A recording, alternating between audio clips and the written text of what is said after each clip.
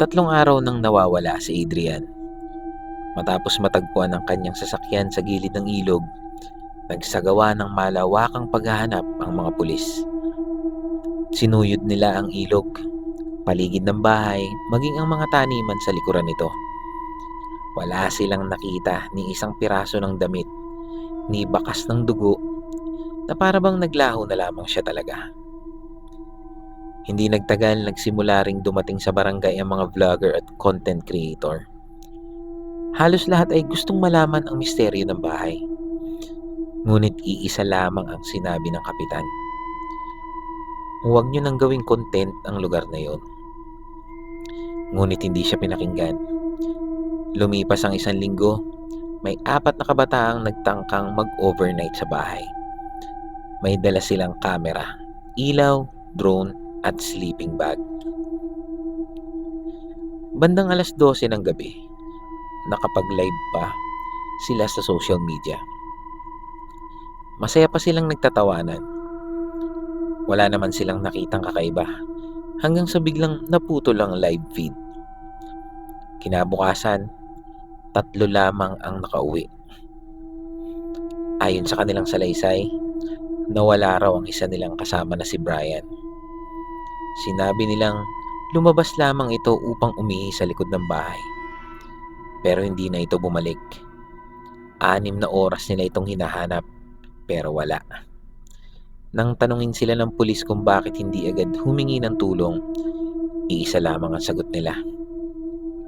Akala po kasi namin nagtatago lang siya para takutin kami. Hanggang ngayon, hindi rin na rin nakita si Brian. Lumipas ang ilang buwan. Unti-unti nang nakalimutan ng mga tao ang pagkawala ni na Brian at Adrian. Ngunit hindi na mga matatanda sa barangay. Dahil isang araw, may dumating na matandang babae mula sa kabilang bayan. Pagkakakita niya sa bahay, bigla siyang napaiyak. Siya pala ang dating anak ng mag-asawang dating nakatira doon. Hindi siya kasama noong gabing nangyari ang trahedya dahil nasa Maynila siya. Ayon sa kanya, mali ang kwento ng lahat. Hindi baha ang tunay na dahilan. May ibang nangyari. Dahil nung gabing yon, may narinig daw na sigawan ng mga kapitbahay. Ngunit walang gustong lumapit dahil sa lakas ng ulan. Kinabukasan, patay na ang ama at nawawala ang mag-ina. Hindi na sila muling nakita. Ngunit may isang bagay na itinago noon ng mga pulis. Sa sala ng bahay, may mga bakas ng putik. Hindi papasok, kundi palabas. Parang may 3 taong lumabas ng bahay, pero 2 lamang ang nawawala.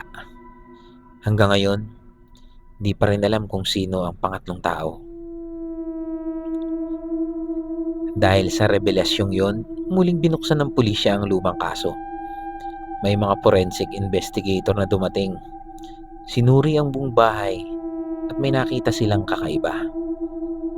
Sa ilalim ng lumang kahoy sa sala, may natagpuang nakatagong pinto. Halos natakpan na nito ang lumang alpombra. Nang buksan nila, may makitid na hagdan pababa. Isang lumang silid. Malamig, mamasa-masa, at puno ng mga lumang gamit. Sa pinakadulo, may lumang cabinet. Nang buksan yon, may nakita silang kahon. Punong-puno ng mga lumang litrato. Hindi lamang ng pamilya, kundi ng iba't ibang taong nawawala sa nakalipas na 20 taon. Kasama ron ang litrato ni Adrian, ang litrato ni Brian. Pero may mas nakakatakot pa. Sa bawat litrato, may nakasulat na petsa sa likod. At ang huling litrato ay walang pangalan, walang muka, blanko, na para bang naghihintay pa kung sino ang susunod. Makalipas ang 2 linggo, ay tuluyan ng isinara ng pulis ang mga bahay. Nilagyan ito ng warning tape. Mahigpit na ipinagbawal ang pagpasok. Ngunit isang gabi, nawala ang lahat ng warning tape. Parang walang naglagay. Wala ring bakas ng taong pumasok. Kinabukasan, may isang caretaker na inatasang bantayan ng lugar. Unang gabi pa lang, humingi na agad siya ng reliever. Ayon sa kanya, may ilaw raw na kusang bumubukas sa ikalawang palapag tuwing alas 12. Inisip ng pulis na may sira lang ang linya ng kuryente. Ngunit nang suriin ng electric cooperative, wala palang koneksyon ng kuryente ang bahay sa loob ng mahigit 30 taon. Hindi nagtagal, nagpasya ang munisipyo, nagibain na lamang ang bahay. Dumating ang backhoe. Nagsimula ang demolisyon, ngunit ilang minuto pa lamang, biglang tumirik ang makina. 2 backhoe ang nasira. 3 generator ang hindi umandar. Napilitan silang ipagpaliban ang demolisyon. Ang gabing yun, biglang umulan ng napakalakas. Kinabukasan, laking gulat ng mga manggagawa. Ang bahagi ng bahay na halos nawasak na. Parang walang nangyari. Nakatayo ulit. Parang hindi man lang ito ginalaw.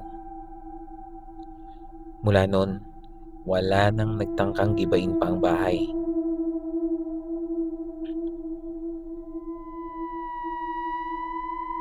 Lumipas ang halos 5 taon. Isang documentary team ang humingi ng pahintulot na kunan ng lugar. Pinayagan sila, ngunit may kondisyon. Hindi sila dapat manatili pagkalipas ng alas 6 ng gabi. Hindi sila nakinig. Bandang alas 12, nagpatuloy pa rin sa pagkuha ng footage gamit ang drone. Habang lumilipad ang drone sa ibabaw ng bahay, may nakuha itong malinaw na kuha sa ikalawang palapag. 3 tao ang nakatayo sa bintana. Isang babae, isang batang lalaki, at isang lalaking nakasuot ng itim na jacket. Nang isom nila ang video, nanlamig ang lahat. Ang lalaking nasa gitna ay si Adrian. Hindi na siya tumanda. Pareho pa rin siya ng itsura noong araw na nawala siya. Ngunit may mas nakakatakot pa. Habang pinapanood nilang recording, biglang gumalaw si Adrian. Unti-unti siyang lumapit sa bintana at tumingin diretso sa camera. Pagkatapos, bigla siyang ngumiti. Kinabukasan, nang buksan nilang muli ang SD card, nawala ang bahaging iyon ng video. Parang hindi ito kailanman na-record. Isa lang ang natira. Ang huling 5 segundo. Isang mahinang bulong, napakahina, na halos hindi marinig. Nang palakasin nila ang audio, malinaw na malinaw ang sinabi. Huwag na kayong bumalik kasi may naghihintay pa. Hanggang ngayon, nakatayo pa rin ang bahay sa tabi ng ilog. Hindi na ito pinapasok, hindi na rin ito ginigiba. At kapag napapadaan ang mga mangingisda roon tuwing madaling araw, iniiwasan nilang tumingin sa ikalawang palapag. Dahil ayon sa mga nakakakita, hindi na 3 ang nakatayo sa bintana. Minsan ay 4 na.